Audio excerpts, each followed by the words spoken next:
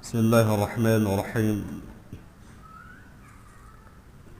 السلام عليكم ورحمة الله وبركاته.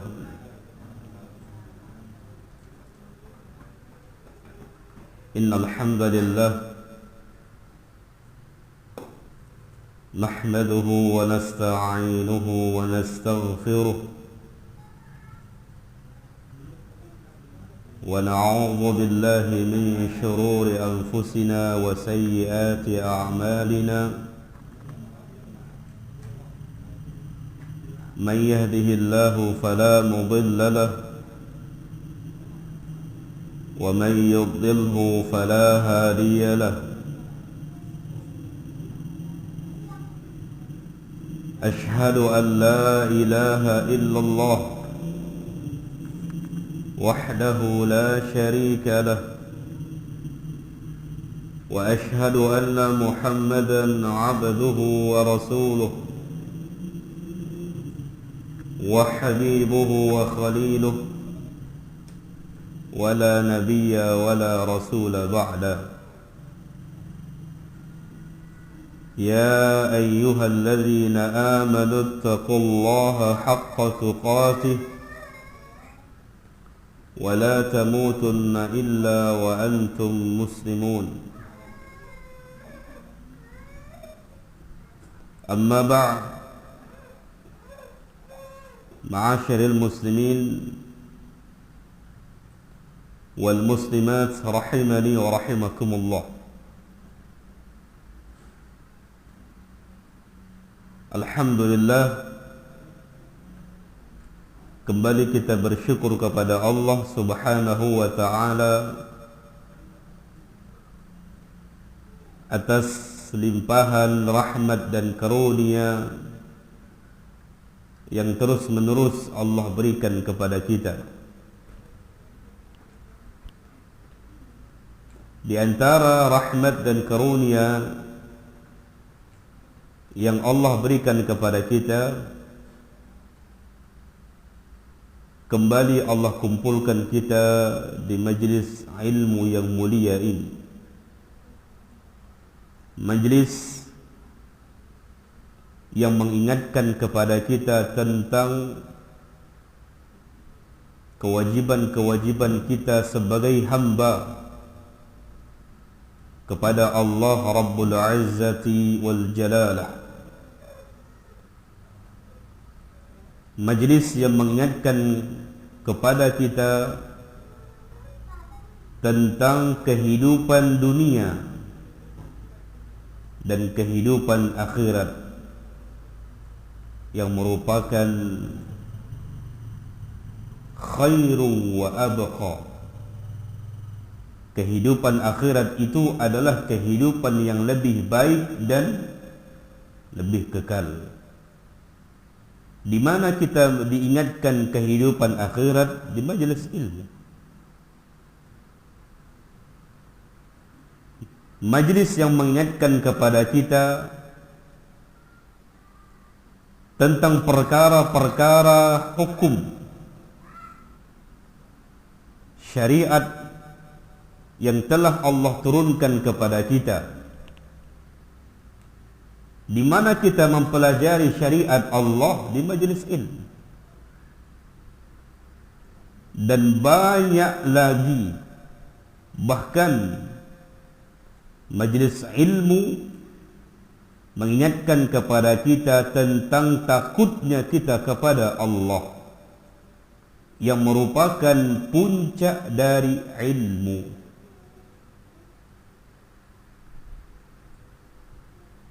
Seluruh upaya kita di dalam mempelajari ilmu tujuannya adalah untuk takut kepada Allah. Kita mempelajari tauhid tujuannya adalah untuk takut kepada Allah.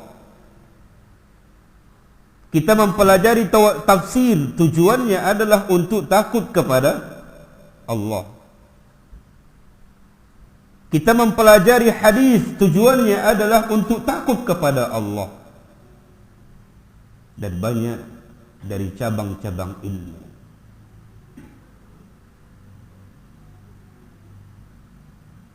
Makanya Allah Subhanahu wa taala mengatakan innama yakhshallaha min ibadihil ulama. Hanya orang yang berilmulah yang takut kepada Allah Rabbul Izzati wal Jalalah. Ahibbati fillah rahimani wa rahimakumullah. Kembali kita melanjutkan kajian tafsir kita di setiap malam Khamis atau malam Kamis. Pada pertemuan yang lalu kita sudah membahas tafsir surah Al-Kafirun. Tafsir surah Al-Kafirun yang merupakan penegasan bahawa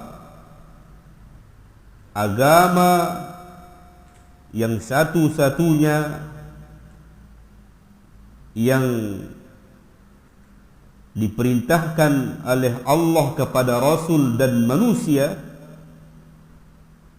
untuk mengikuti dan beragama adalah agama yang diajarkan oleh Nabi. Agama yang dibawa oleh Rasul sallallahu alaihi wasallam, agama yang didakwahkan oleh Rasul. Sehingga agama itu jelas. Agama itu murni.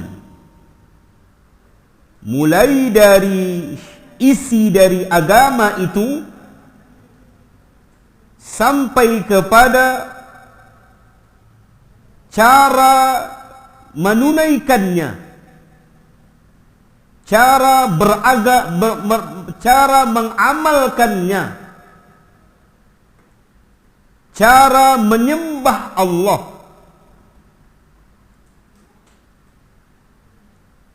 Semua sudah dijelaskan. Sehingga kalau ada mengambil cara menyembah Allah selain dari cara yang diajarkan oleh Rasul, yang didakwahkan oleh Rasul, maka cara itu di luar dari cara agama Islam. Makanya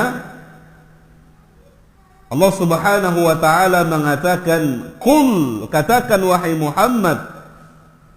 Kepada siapa dikatakan? Kepada orang-orang kafir.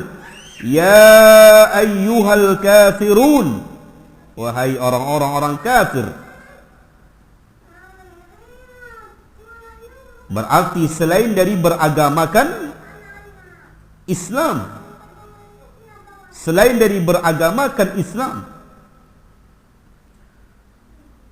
apa perintah Allah untuk dikatakan kepada mereka selain dari beragamakan Islam? La a'budu ma ta'budun.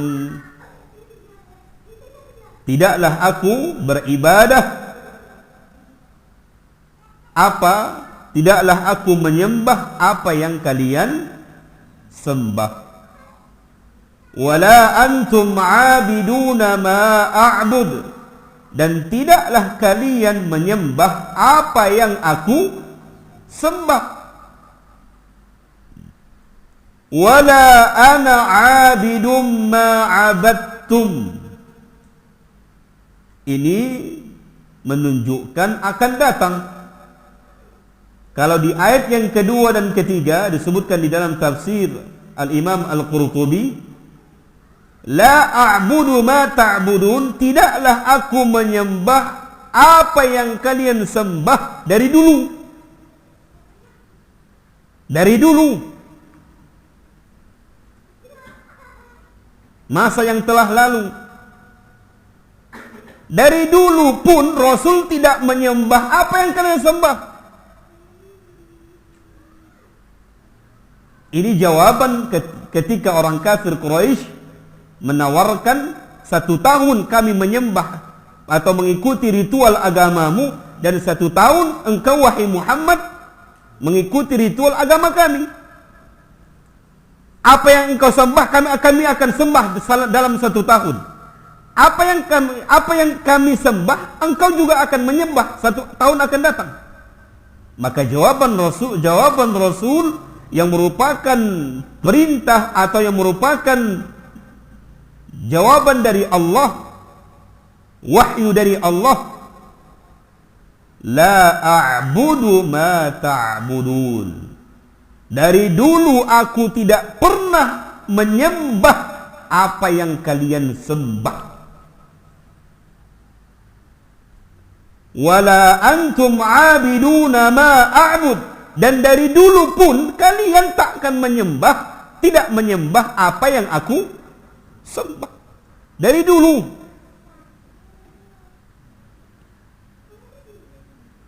Maka di ayat yang kedua dan ketiga adalah masa lalu.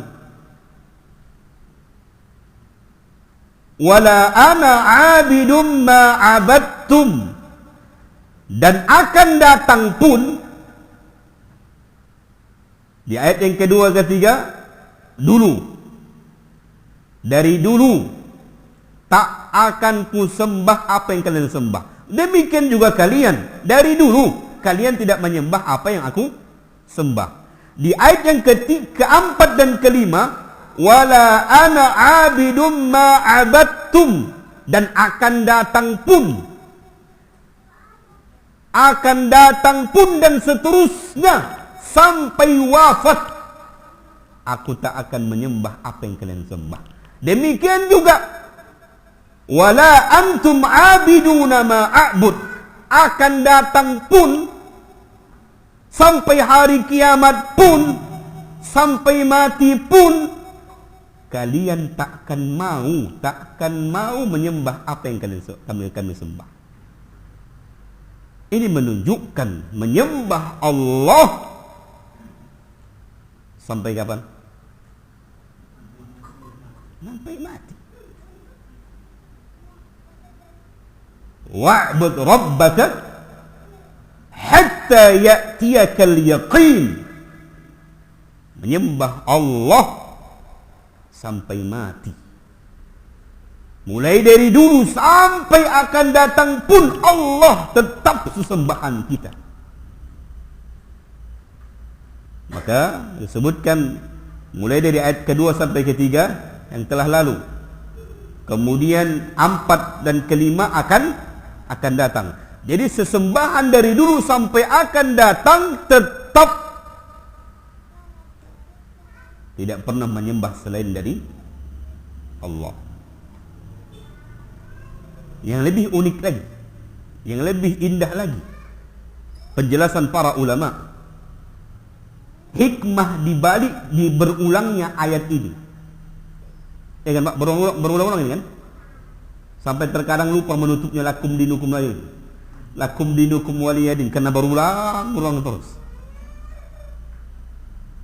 Hikmah luar biasa.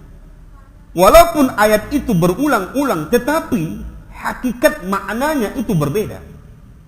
Di mana perbedaannya? Yang tadi, yang ayat yang kedua, yang ketiga menunjukkan yang telah lalu.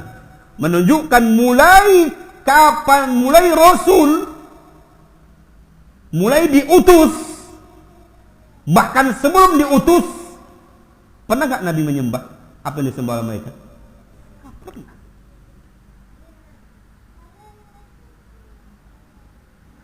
Tidak pernah.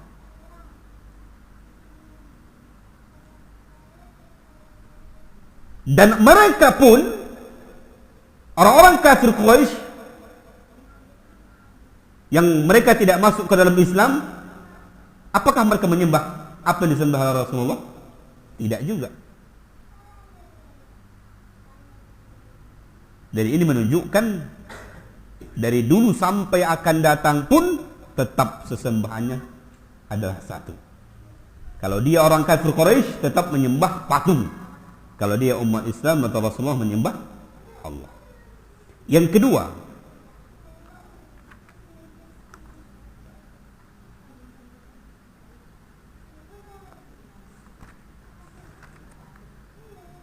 Sebagian ulama memaknai arti dari mengulang-ulang ini, ayat ini, la a'budu ma ta'budun wa la antum 'abiduna ma a'bud wa la ana 'abidun ma 'abadtum wa la antum 'abiduna ma a'bud. Diulang-ulang. Maksud dari diulang-ulang di sini, di sana ada huruf ma. La a'budu ma ta'budun, ma ta'budun. Ada huruf ma.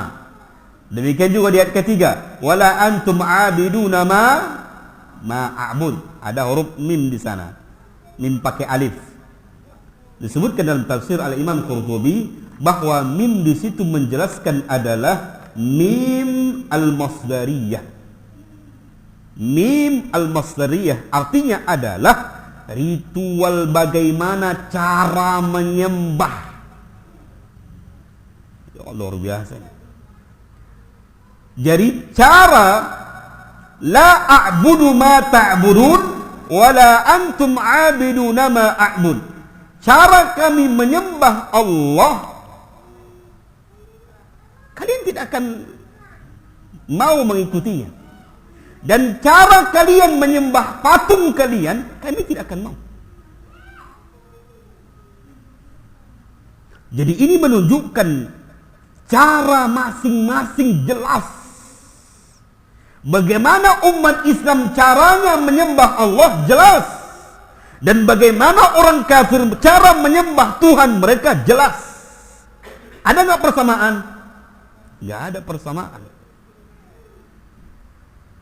Jelas berbeda.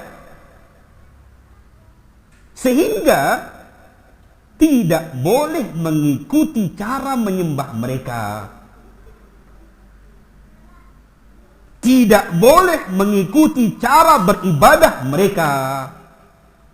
Tidak boleh mengikuti cara ritual agama mereka. Karena ritual agama kita sudah ada.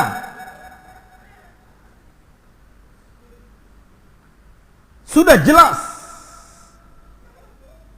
Makanya Allah tutup lakum dinukum waliyadin. Bagi kalian agama kalian, bagiku agamaku. Bagi kalian cara menyembah Tuhan kalian, cara ritual agama kalian, dan caraku ritual agamaku. Ini nggak boleh diikuti. Nggak boleh mengikuti. Apalagi sampai mengikuti cara ritual selain dari agama Islam, dimasukkan ke dalam cara beribadah agama Islam. Ini sangat fatal. Gak boleh. Apalagi dianggap sama caranya. Ini bahaya sekali.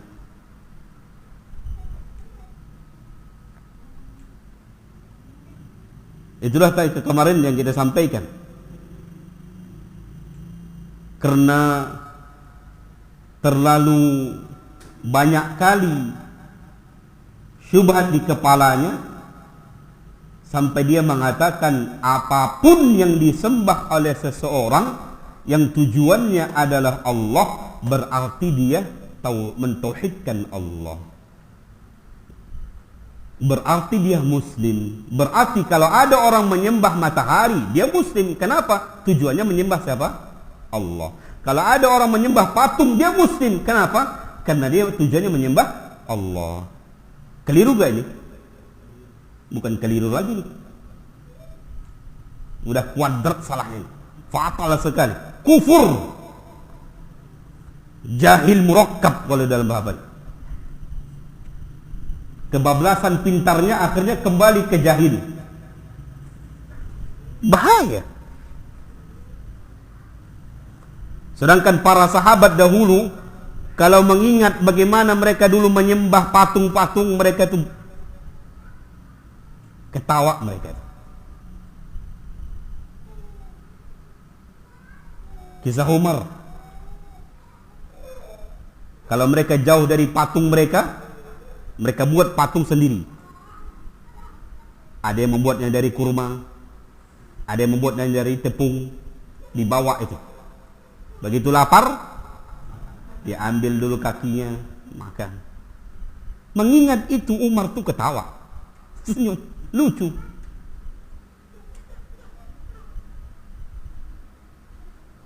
Ini kok bisa ada yang mengatakan apapun yang disembah oleh seseorang, kalau tujuannya adalah menyembah Allah, maka dia Islam. Ini luar biasa ini. Di mana? Subhanallah. Jadi apa tujuan Rasul diutus?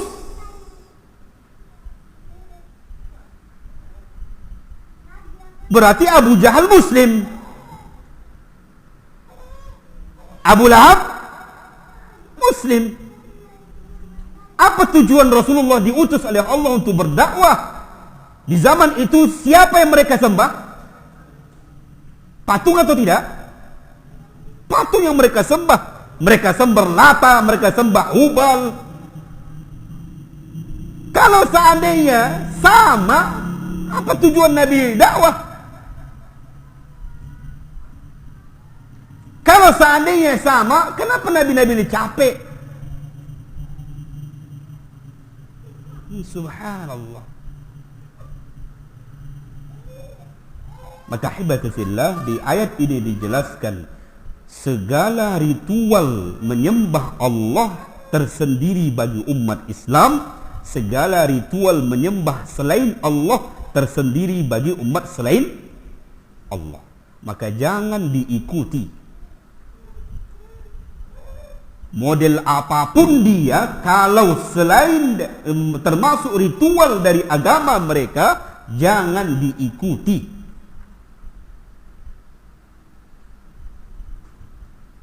Makanya man tashabbaha biqaumin fahuwa minhum. Siapa yang mengikuti kaum, ritual agamanya sama diikuti juga, cara menyembahnya diikuti juga, agama selain dari Islam diikuti juga. Siapa yang seperti ini, fahuwa minhum, maka dia digolongkan golongan mereka.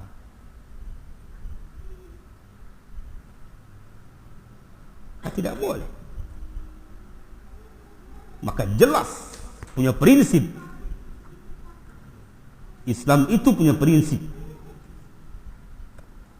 Bagaimana melaksanakan cara beragama. Jelas ini ahibati fillah.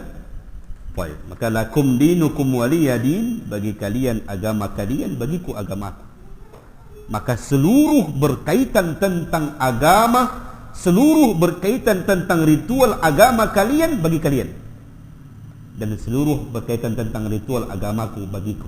Di sini mengajarkan toleransi. Allah sudah mengajarkan toleransi. Kalau dikatakan lakum dinukum waliyadin, lakum dinukum waliyadin. Bagi kalian, bagi agama kalian, bagiku agama-agamaku. Artinya bebas, silakan kalian melakukan agama ritual kalian, juga kami bebas melakukan ritual agama kalian. Toleransi atau tidak ini? Hah? Toleransi. Maka tidak boleh mengganggu ritual agama mereka, tempat ibadah mereka, nggak boleh diganggu. Makanya tak boleh diganggu, apalagi dibom. Tak boleh. Ini toleransi yang sangat indah sekali. Bukan toleransi itu kita ikut mereka.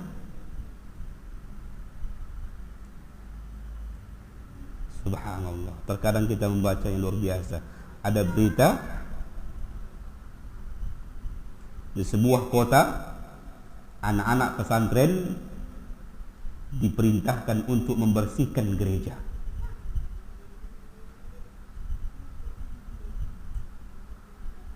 Membersihkan rumah ibadah mereka atas hujjah toleransi. anak pesantren, diperintahkan. Subhanallah. Mau tidak mereka membersihkan masjid? Ahibatu fillah. Maka jelas dalam ayat ini menjelaskan agama masing-masing punya ajaran sendiri. Agama masing-masing punya prinsip. Baik. Alhamdulillah kita selesai dari surah Al-Kafirun. Kemudian kita masuk kepada surah yang berikutnya. Surah apa? Surah Al-Kautsar. Subhanallah. Surah Al-Kautsar ini juga dahsyat sekali. Berapa ayat itu jemaah? Hah? Berapa ayat? 3 ayat. Cuman 3 ayat. Tapi kalau kita bahas, wallahi luar biasa dahsyat.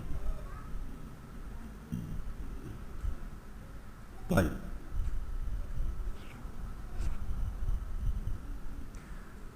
Surah Al-Kautsar.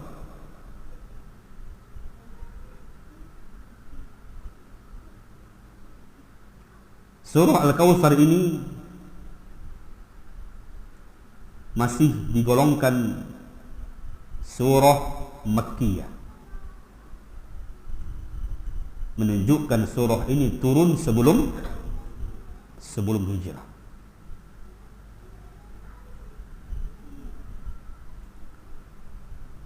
Allah Subhanahu wa ta'ala mengatakan, inna a'tainakal kautsar. Inna, sesungguhnya kami. Siapa yang dimaksud kami di sini? Allah.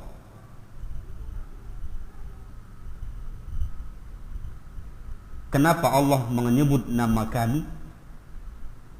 Padahal kami itu bilangan berapa? Banyak. Kenapa Allah mengatakan kami? Sesungguhnya kami a'tainaka, memberikan kepadamu al-kautsar, kautsar. Sesungguhnya kami memberikan kepadamu wahai Muhammad al-kautsar. Kami di sini adalah Allah.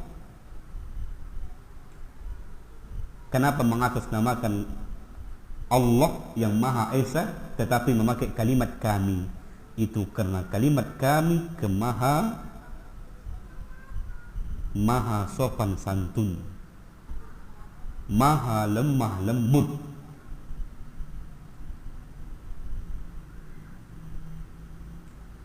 Gampang sekali membantahnya, seperti kalau kita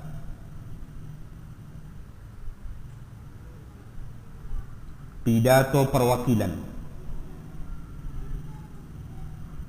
yang berpidato sebagai perwakilan, dia memakai kalimat kami. Di sini kami berdiri sebagai perwakilan, padahal yang berbicara berapa? Satu orang. Ini sopan santun, lemah lembut.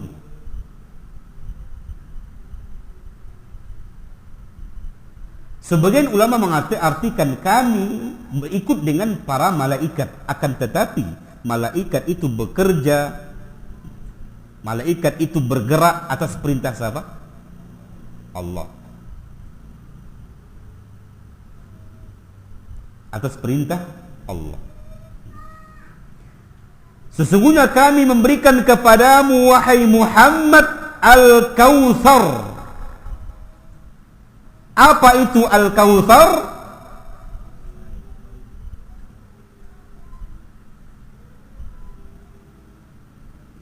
Al-Kautsar berasal dari kasrah, kemudian memakai wazan fa'al. Kasrah artinya banyak. Al-Kautsar banyak kebaikan. Ada terjadi beberapa pendapat di kalangan para ulama. Pendapat yang pertama menjelaskan makna Al-Kautsar adalah sungai Al-Kautsar yang ada di surga. Sungai Al-Kautsar yang khusus diberikan Allah kepada Rasul, yang namanya sungai Al-Kautsar, dan itu berada di surga. Berada di surga. Sebagian mengartikan Al-Kautsar itu adalah telaga Rasulullah. Telaga Rasulullah SAW di mana tempatnya? Di padang mahsyar. Apakah di surga? Tidak.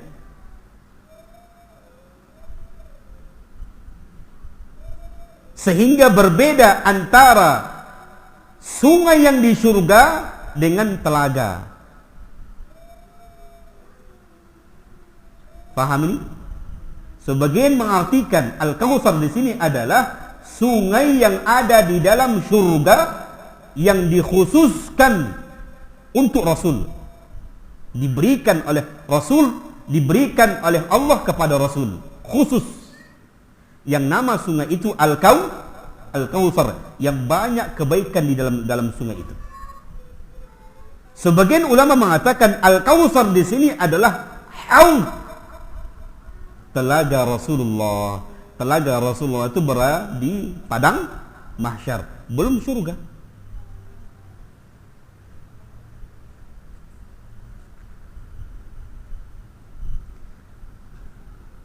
Akan tetapi memiliki arti yang sama, di mana arti yang samanya menjamak atau menggabungkan dua pendapat ini, dua arti ini, di mana disebutkan di dalam hadis. Disebutkan di dalam hadis Al-Imam Muslim, rawahu Imam Muslim, bahwa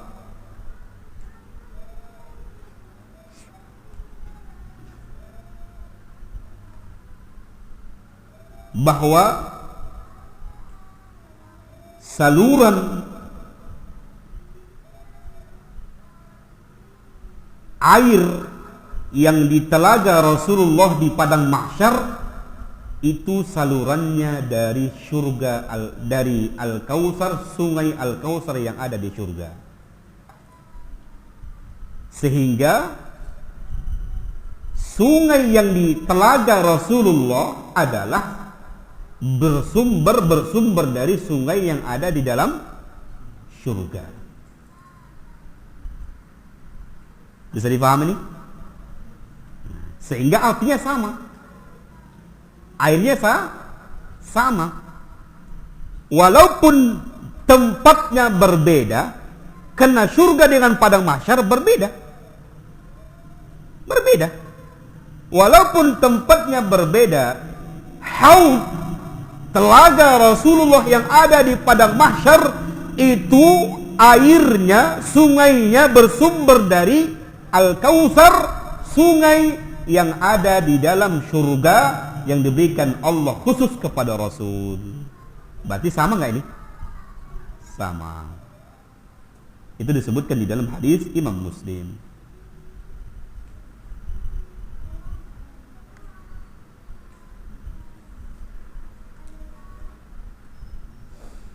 Inna a'tainakal kautsar. Disebutkan di dalam hadis Imam Muslim juga, Nabi menjelaskan apa arti dari Al-Kautsar. Disebutkan di dalam hadis Imam Muslim dari Anas bin Malik. Kata Anas bin Malik, Rasulullah bersama para sahabat, di antaranya Anas bin Malik, Rasulullah SAW dalam kondisi tidur tapi nggak nyenyak. Duduk tapi tidur enggak nyenyak. Kayak ngantuk lah dia di majelis ilmu gitu. Enggak nyenyak dia, tapi dengarnya di kajian tetapi udah gitu. Tiba-tiba Rasulullah SAW mengangkat kepalanya sambil tersenyum, tanda bahagia. Kemudian para sahabat bertanya, di antaranya Anas, "Ya Rasulullah, apa yang membuatmu tersenyum?" Kemudian Rasulullah mengatakan, "Datang kepadaku sebuah ayat.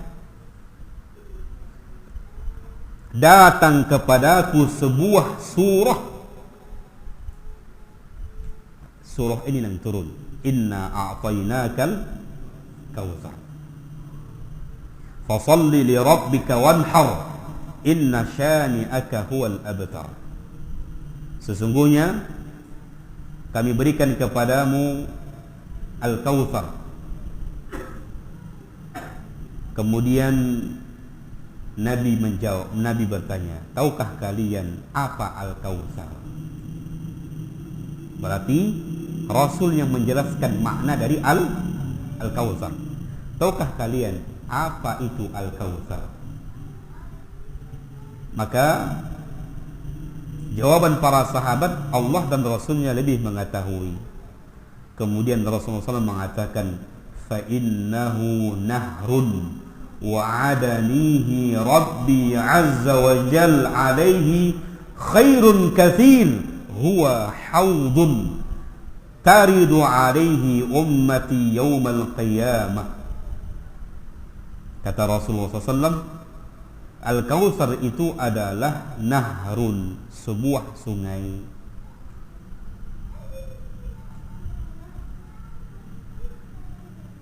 Nahar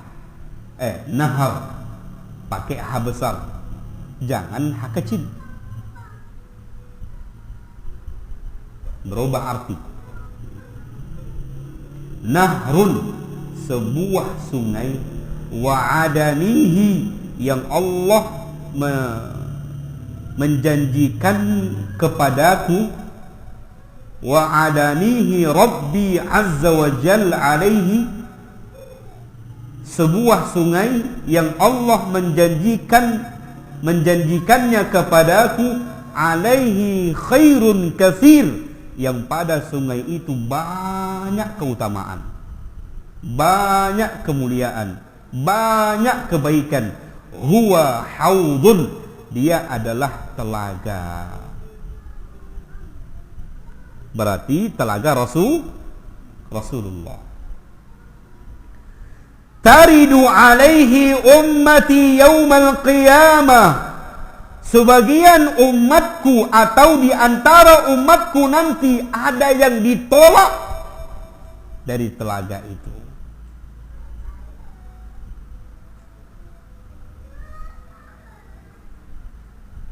Berarti ada enggak dari kalangan umat ditolak dari telaga?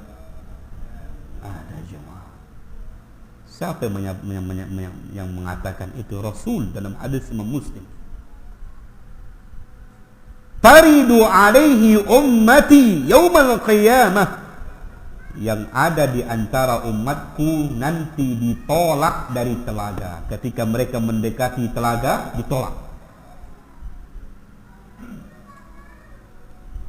Aniyatuhu adadun nujum, bejana atau gelas yang digunakan untuk minum telaga itu jumlahnya seperti bintang-bintang di langit. Berapa jumlah bintang? Allah Allah. Begitulah banyaknya gelas atau bejana yang digunakan untuk minum telaga, minum air telaga. Jadi enggak berebut, banyak gelasnya.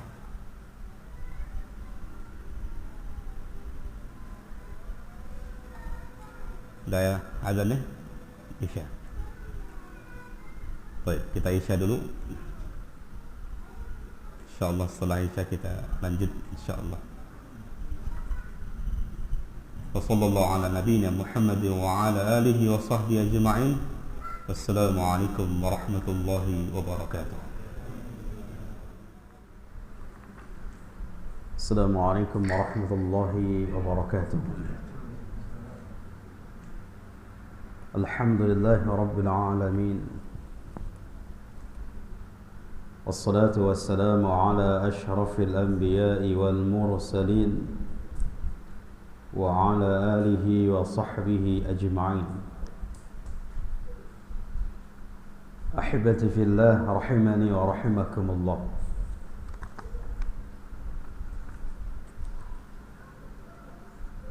Disebutkan di dalam hadis Imam Muslim dari jalur sahabat Anas bin Malik,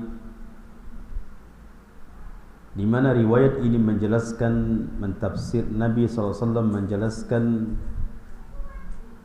mentafsirkan makna dari Al-Kautsar, arti dari Al-Kautsar ketika surah ini turun kepada Nabi sallallahu alaihi wasallam. Kemudian Rasulullah SAW bertanya kepada para sahabat, tahukah kalian apa Al-Kautsar itu? Maka para sahabat menjawab, Allah wa rasuluhu a'lam, Allah dan Rasulnya lebih tahu.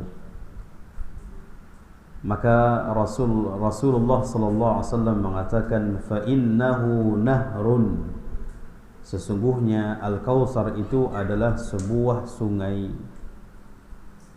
Wa'adanihi Rabbi azza wa jal, yang telah dijanjikan Allah kepadaku.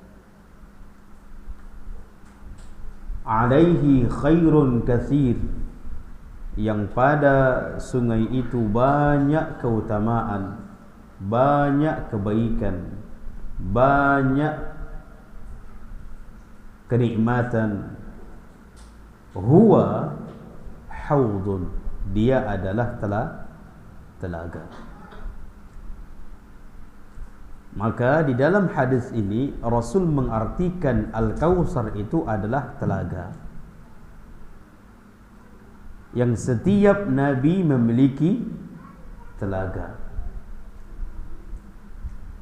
Nabi Musa memiliki telaga, Nabi Isa memiliki telaga, Nabi Ibrahim memiliki telaga.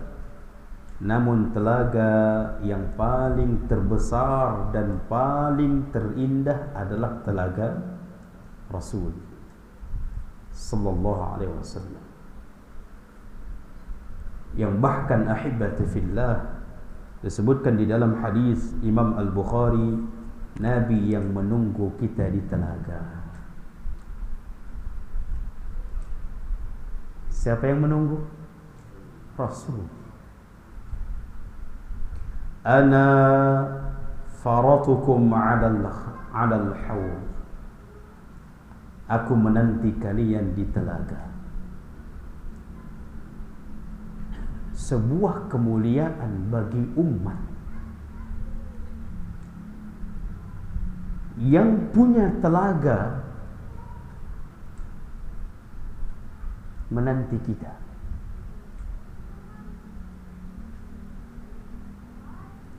Ini menunjukkan bahagianya Rasul menanti umatnya, senangnya Rasul menanti umatnya, apalagi Rasul melihat umatnya minum dari telaganya.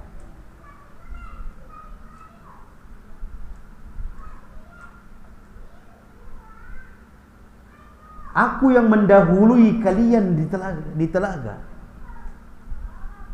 Aku yang menanti kalian di telaga.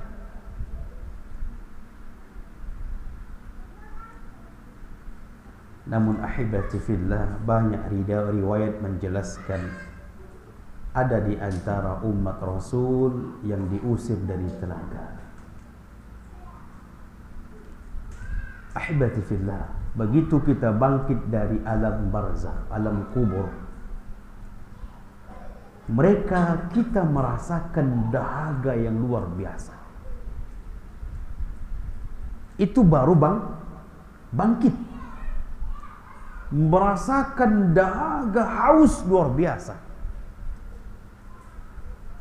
Bagaimana kalau kita lagi berjalan menuju padang mahsyar,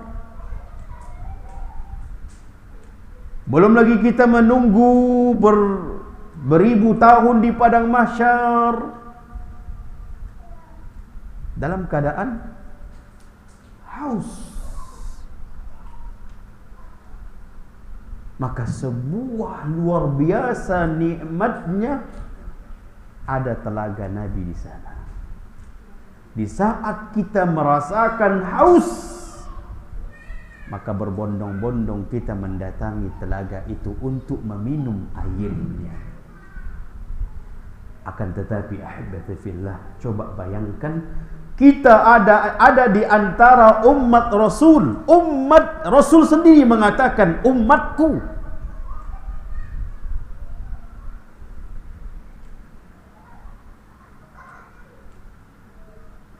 Fayukhtalajul 'abdu minhum fa'aqulu rabbi innahu min ummati. Ada hamba-hamba di kalangan hamba-hamba Allah yang dihalangi untuk mendekati telaga Rasul. Dihalangi. Siapa yang menghalanginya? Malaikat. Dihalangi untuk mendekati. Mereka mendekat ingin meminum air telaga, namun dihalangi, bahkan disuruh pergi oleh malaikat. Lalu Rasulullah SAW mengatakan fa'aqul, lalu aku mengatakan, Rasulullah mengatakan, Rabbi innahu min ummati. Wahai Rabb, mereka itu umatku. Kenapa tidak boleh mereka minum air telagaku? Bayangkan ahibati fillah, Nabi sendiri mengatakan itu umatnya. Bukan orang kafir, bukan orang munafik. Berarti kalau umatnya Rasul siapa? Itu Muslim. Bukan orang munafik yang dihalangi malaikat, bukan orang kafir yang dihalangi malaikat, bukan Abu Jahal, tapi Muslim. Ahibati fillah. Sampai Nabi mengatakan innahu min ummati. Ya Rabbi, wahai Tuhanku, kenapa mereka dihalangi? Sesungguhnya mereka itu adalah umatku. Namun apa jawaban Allah? Jawaban Allah, fayuqal innaka la tadri. Wahai Muhammad, sesungguhnya engkau tidak mengetahui ma baddalu ba'daka. Mereka mengganti ajaranmu setelah wafatmu. Siapa yang mau diusir jemaah? Mereka yang mengganti ajaran Rasul setelah wafat Nabi. Ya Allah,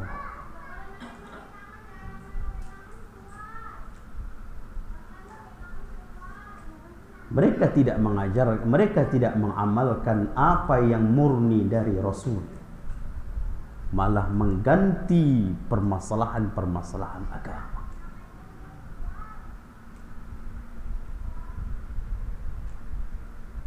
Setelah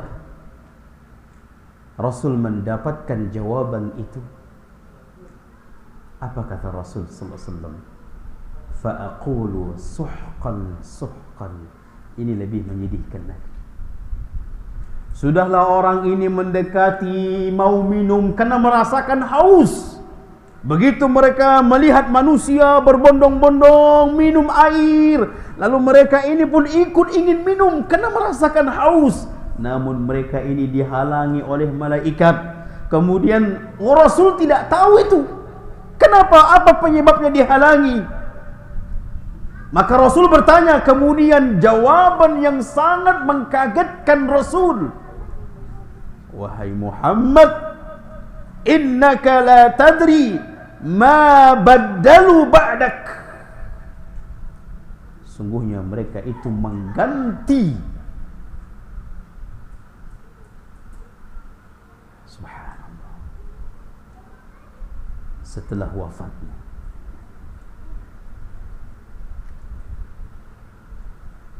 Lalu Rasulullah mengatakan, fa'aqul, maka aku pun berkata. Rasul ini berkata, suhqan, suhqan. Kalau begitu menghindar kalian. Sekarang siapa yang mengusir? Tadi siapa yang mengusir? Tadi malaikat. Sekarang Rasul yang mengusir jemaah. Rasul.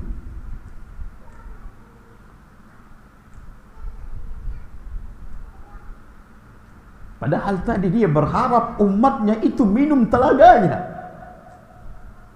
Padahal dia meminta sama Allah, ya Allah, itu adalah umatku. Kenapa mereka tidak diizinkan minum telagaku? Bahkan Nabi menanti, Nabi menunggu di telaga. Namun ketika Allah menyampaikan apa penyebab mereka diusir dari telaga Rasul, saking bencinya Rasul kepada mereka yang mengganti agama Rasul, bahkan Nabi yang mengusir mereka. Suhqan, suhqan. Kalau begitu pergi kalian. Bayangkan ahibati fillah, begitu sedihnya manusia di saat itu, manusia yang diusir itu. Ingat ahibati fillah, mereka bukan orang kafir yang diusir Rasul, bukan. Mereka bukan orang munafik yang diusir Rasul. Mereka adalah Muslim, umat Nabi Muhammad. Fa'aqul, kemudian Rasulullah mengatakan, suhqan, suhqan liman baddala ba'di. Pergi kalian, celaka kalian bagi siapa yang mengganti agamaku, bagi yang siapa yang mengkotak-katik agamaku setelah wafatku.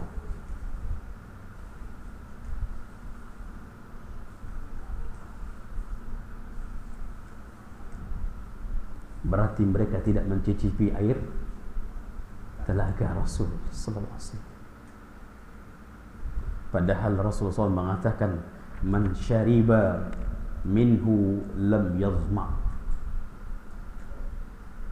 Siapa yang meminum air telaga itu, maka hilanglah semua haus itu. Hilang semua dahaga itu. Hilang semua haus itu. Karena kita butuh, setelah kita mendatangi telaga, minum dari telaga, masih banyak fase yang harus kita lewati. Bukan berarti setelah telaga selesai masuk surga. Lah, banyak fase yang harus kita lewati, dan kita membutuhkan minum kekuatan di waktu itu. Namun na'udzubillah, bagaimana nasib orang yang diusir? Pasti mereka merasakan lelah, merasakan lemah. Bagaimana mereka akan menjalani fase yang berikutnya? Maka hibati fillah, murnikanlah agama. Makanya sering kita katakan, jangan kita berhenti dalam berdakwah. Kasihan umat Islam yang diusir dari telaga ini. Sekarang akidah dirubah, hibati fillah. Akidah dirubah, terkadang akidah dirubah.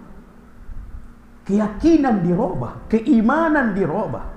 Padahal kata para ulama, khudh aqidataka minal Qur'ani was sunnah. Ambillah aqidahmu dari Al-Quran dan Sunnah. Aqidah itu produk dari langit, bukan produk dari bumi. Bab aqidah itu produk dari langit. Makanya Syekh Abdul Muhsin mengatakan, ini bab aqidah adalah turun dari langit, bukan muncul dari langit, bukan muncul dari bumi. Berarti aqidah, bab aqidah itu harus berdasarkan wahyu. Tak bisa tidak.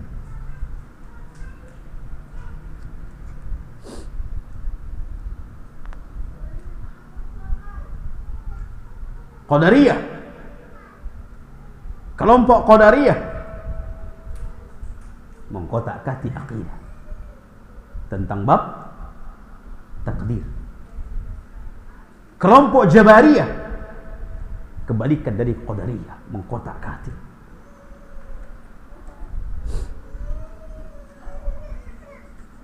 Maka hibati fillah, sebenarnya bentuk kasih sayang kita supaya mereka nanti umat Islam ada di kelompok yang tidak, supaya mereka tidak diusir, maka kita kembalikan agama ini murni seperti agama yang diajarkan oleh Rasul dan para sahabat. Ini perjuangan kita, hibati fillah.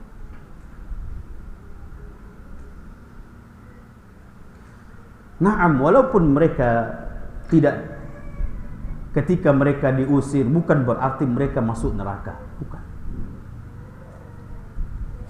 Kata para ulama, bukan berarti mereka diusir berarti menunjukkan mereka pasti masuk neraka, tidak. Kalaupun mereka masuk neraka, tapi tidak kekal selama-lamanya, karena masih muslim. Makanya ketika para ulama menjelaskan sesungguhnya umatku akan terpecah menjadi 73, 72 di neraka. Apakah kekal di neraka? Tidak.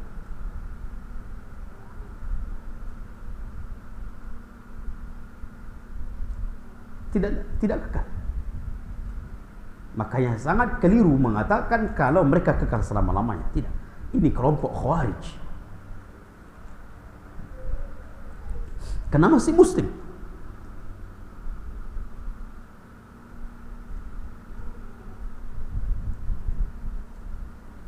Maka hibati fillah, ini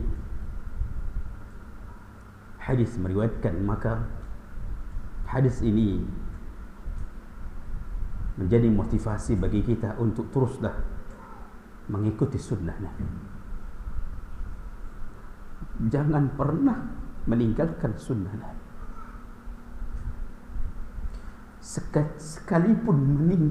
Sekalipun bagaimana kondisi keadaan, pegang sunnah ini sampai mati. Jalannya Rasul dan jalannya para sahabat. Karena ini adalah murni agama.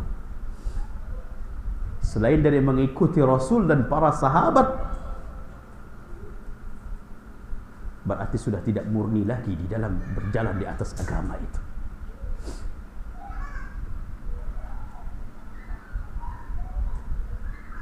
Maka peganglah sunnah ini.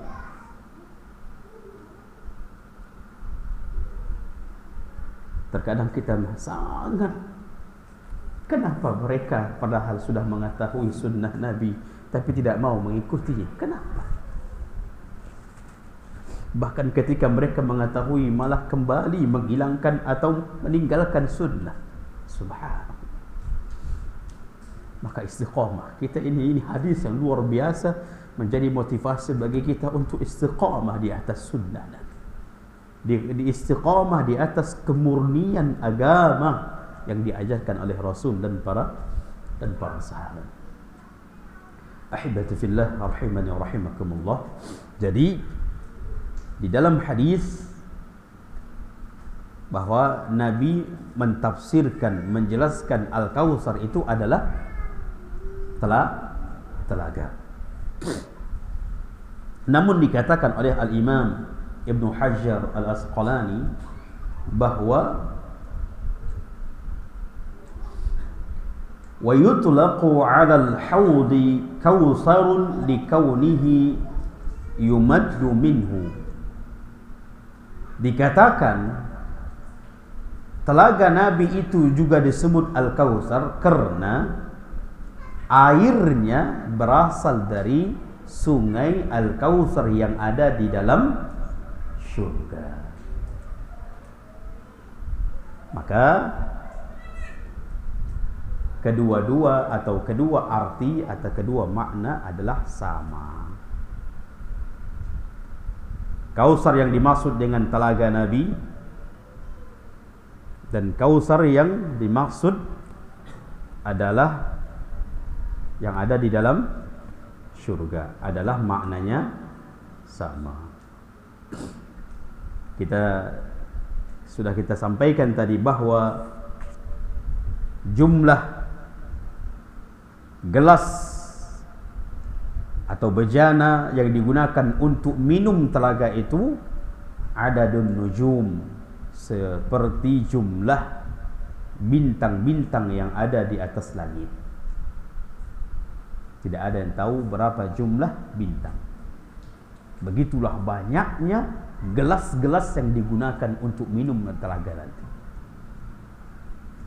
Begitu sekali minum, hilanglah dahaga, hilanglah haus, hilanglah lapar yang itu muncul semenjak kita bangkit dari alam kubur. Kemudian kata Nabi SAW tentang telaga ini,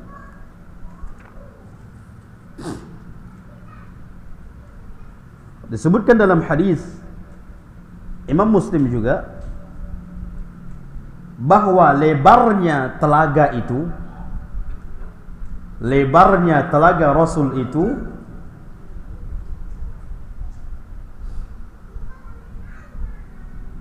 arduhu mislu tulihi ma baina Amman ilal Ailah. Lebarnya,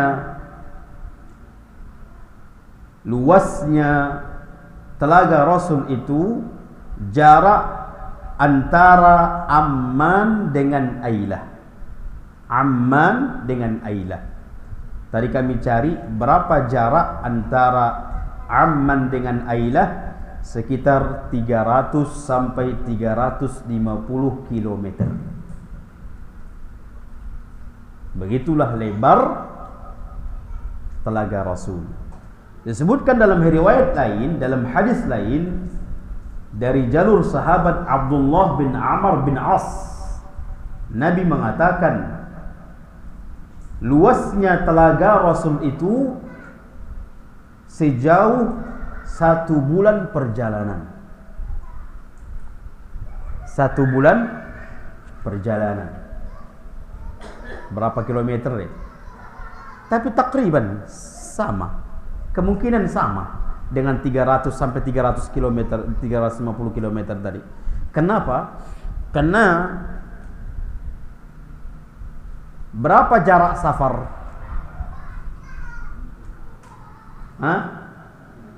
80 sekian kilometer, 80 sekian kilometer. Dan dahulu Nabi SAW tidak boleh bagi wanita safar memakan waktu sehari semalam. Dan dihitung oleh para ulama dahulu, sehari semalam itu perjalanan dapat 80 km sekian. Maka kalau 1 bulan perjalanan hampir sama enggak dengan 300 sampai 350 km? Hampir sama? Bersama. Karena jarak perjalanan yang ditempuh di waktu itu bukan sekarang ya. Kalau sekarang ada pesawat. Dahulu sehari semalam itu jarak yang ditempuh 80 km lebih. Sehingga di situ jatuh, sebagian ulama berdalil jatuhlah jarak safar. Sedangkan kita lihat tadi di dalam hadis, luasnya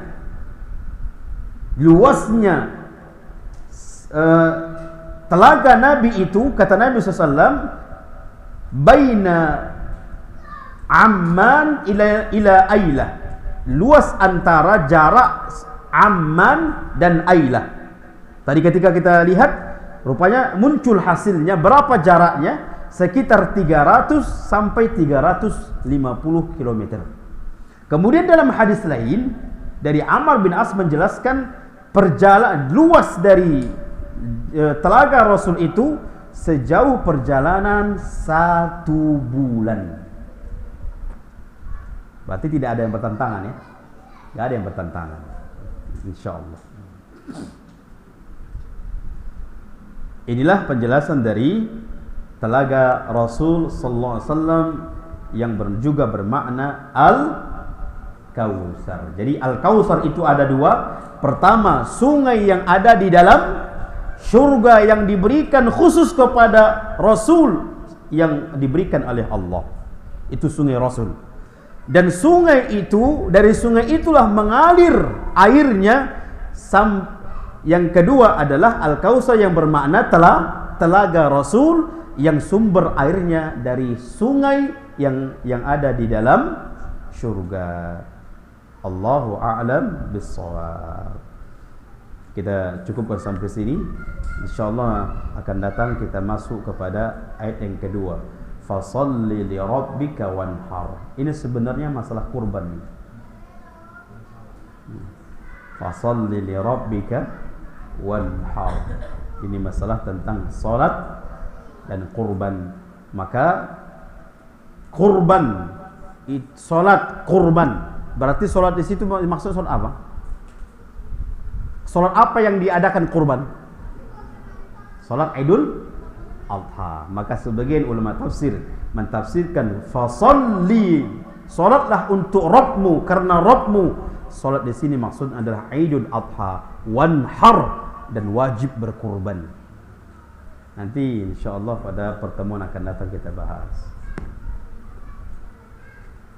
Allahu a'lam bishawab.